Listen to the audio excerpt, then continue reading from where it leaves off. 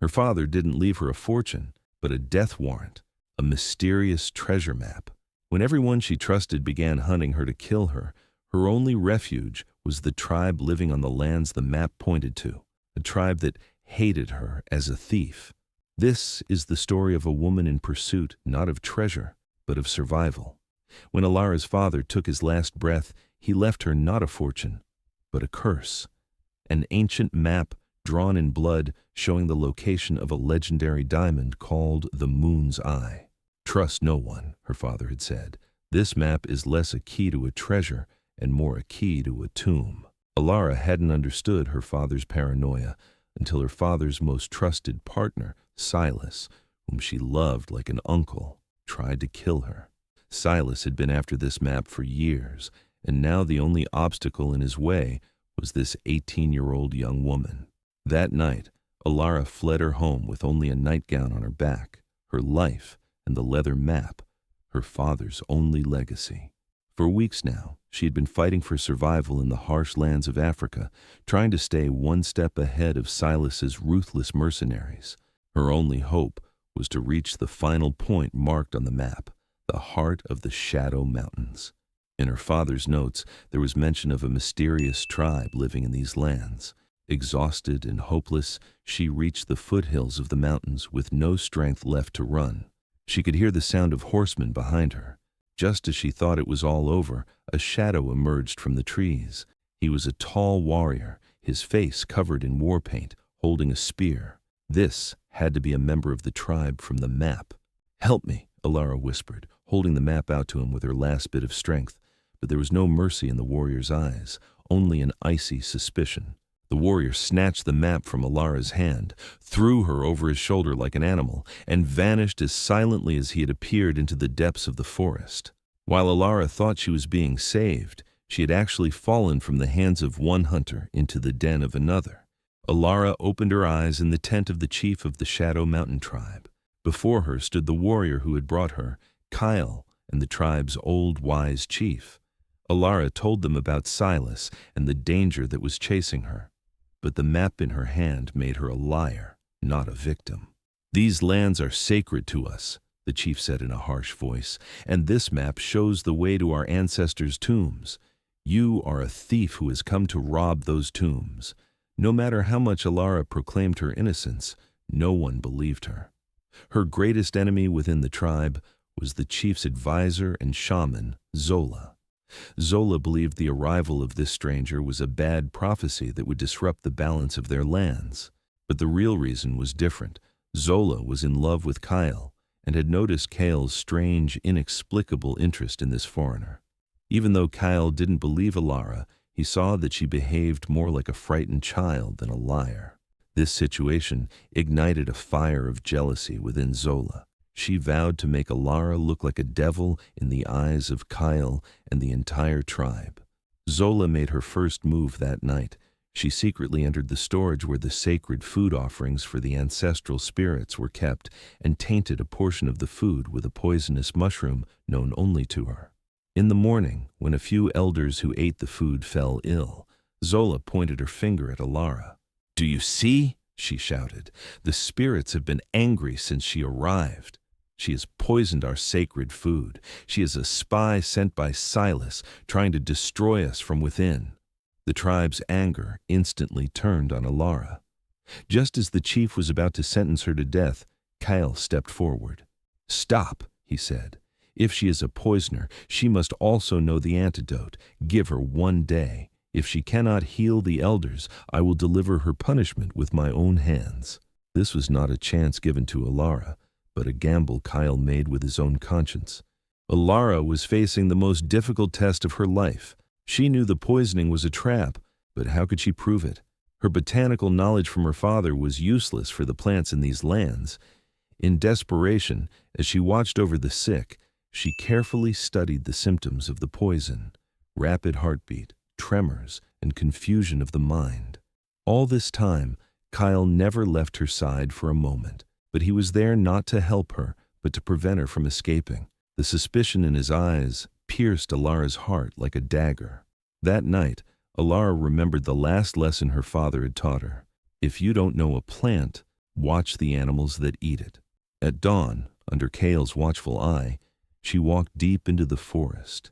For hours she examined only the tracks left by animals, the plants they ate, and the droppings they left behind. Kyle couldn't make any sense of her strange behavior. He thought she was going mad. Finally, Alara found what she was looking for. Next to a plant with small blue flowers, she saw the droppings of a monkey that had eaten the poisonous mushroom but appeared healthy. The monkey had found the antidote. Alara gathered a handful of those blue flowers and returned to the village. Under Kyle's skeptical gaze, she crushed the flowers to make a poultice and forced it on one of the sick elders. Everyone thought she was having a final fit of madness. A smile of certain victory was on Zola's face, but hours later, a miracle happened. The old man's tremors stopped, his fever broke, and his consciousness returned. The antidote had worked. Alara had not only saved the elders, but had also proven that she possessed a knowledge that Zola could not even dream of. She was not just a cartographer. She was a healer. When Kyle looked at Alara now, he saw not a captive, but a mysterious woman he admired. But for Zola, this meant the war had just begun. If she couldn't expose Alara as a fraud, then she had to brand her with a greater crime: treason. Alara's victory had fanned the hatred in Zola's soul into a raging fire. It had made Alara a hero and turned her own plans to ash. Realizing she could no longer destroy her from within, Zola resorted to a more ruthless game. She secretly had one of the hunters pursuing Alara, one of Silas's men, captured. In exchange for his life, the man told her everything: Silas's obsessive desire for the map and Alara. Zola had found the weapon she was looking for. She released the man, but with a message: tell Silas that the woman in the map will be at the West Pass on the night of the blood moon, when the tribe is at its most vulnerable. In return, I want only one thing: the warrior Kale must die. This was a terrible betrayal. For her own ambition, Zola was throwing not only Alara but the entire tribe and the chief's son into the fire. Meanwhile, the ice between Kyle and Alara had completely melted. Kyle was no longer her guard, but her confidant. At night by the fire, Alara showed him her map and told him the last words her father had whispered: the moon's eye is not just a diamond. It is the heart of the land. Kyle was stunned when he heard these words. This was the tribe's deepest secret, a legend known only to the chiefs. The place the map pointed to was not a treasure, but the most sacred shrine of the tribe, where the spirits of their ancestors slept. He now understood why his father had trusted this stranger so much. Alara was not a thief, but perhaps the new guardian of this sacred place. That night, Kyle opened the doors of his world to Alara. He showed her not only the traditions of the tribe, but also his soul. The bond between them was no longer just an alliance, but a blossoming love. However, neither of them knew that Zola's web of betrayal had already been woven, and the night of the blood moon would be the greatest test of this love. When the night of the blood moon arrived, the tribe was deep in a sacred ritual, communing in a trance with the spirits of their ancestors. Zola used this moment perfectly for her plan. She moved most of the guards away from the center, claiming it was not to disturb the spirits, and deliberately left the West Pass vulnerable. However, Alara was uneasy that night. She had noticed that certain markings on her map glowed not just under a full moon, but under a blood moon. This could not be a coincidence. Her instincts were screaming of an approaching danger. She ran to Kale and told him her suspicions. "This is a trap, Kyle," she said. "Silas is coming tonight." Kyle now trusted Alara's knowledge and instincts blindly. They went to the chief together, but Zola had gotten there first. "Do you see, Chief?" she shouted. "The spy is trying to confuse us with her lies even on our most sacred night. She has bewitched Kale too. Their goal is to disrupt the ritual and anger our spirits." Just as the tribe was about to turn against Kyle and Alara, the silence of the night was torn apart by screams and the sounds of battle from the West Pass. Silas and his mercenaries had attacked the village. The betrayal had been revealed in the most painful way. The tribe was caught vulnerable in the middle of their ritual. As Kale tried to rally the warriors, Zola made her final move. Taking advantage of the chaos, she struck Alara from behind, knocking her unconscious. Then, she took Alara and the map and dragged her towards the secret meeting point with Silas. When Kale realized Alara was missing in the middle of the battle, his world collapsed. But on the ground, he found a special feather worn only by the shamans, one dropped by Zola as she fled. He now knew who the traitor was and where Alara was being taken. This was no longer a defensive war, but a personal mission of revenge and rescue.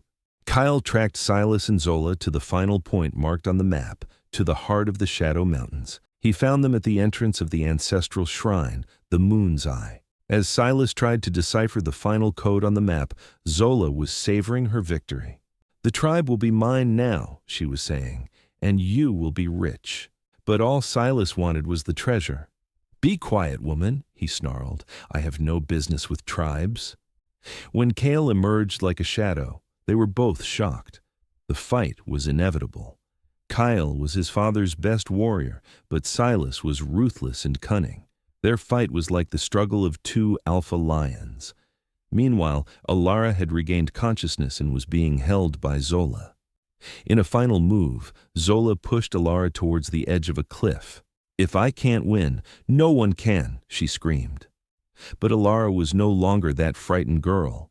With a self-defense move her father had taught her, she unbalanced Zola, and both began to sway dangerously on the edge of the cliff. Just as Kale was about to deliver the final blow to Silas, he heard Alara's scream. He hesitated for a moment. This gave Silas the opening he needed, and he wounded Kyle. But just then, with a final burst of strength, Alara pushed Zola, and Zola fell from the cliff, screaming.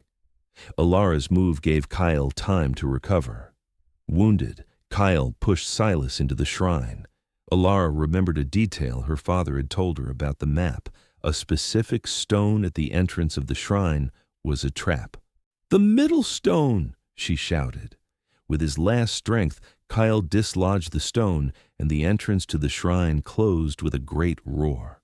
Silas was trapped forever in his own tomb, along with the treasure he sought. Kyle and Alara, wounded but alive, embraced each other. When they returned to the tribe, the news that the traitor had been vanquished and the sacred shrine protected made them heroes. The chief, in front of his people, offered Kale his own position. Kale accepted, but on one condition. Alara, as his wife and advisor, would be the co-leader of this tribe. Years later, under the wise leadership of Kyle and Alara, the tribe lived in peace.